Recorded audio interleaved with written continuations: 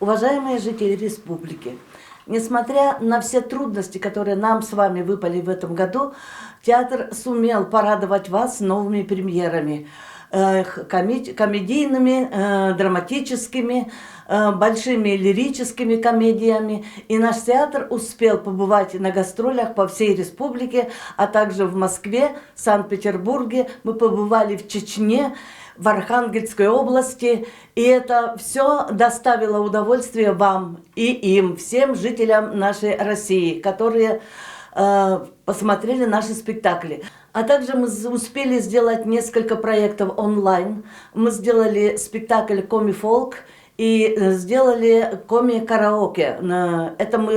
Эти проекты мы сделали за счет того, что мы получили гранты от Российско-финского форума и от общества «Кострен» Финляндия.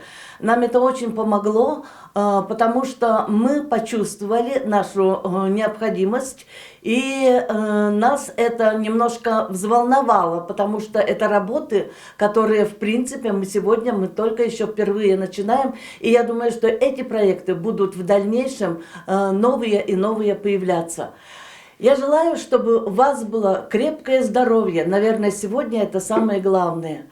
Поздравляю вас всех с Новым годом, с новым счастьем. И желаю, чтобы все театры нашей республики и филармонические коллективы радовали вас своими новыми проектами и новыми спектаклями.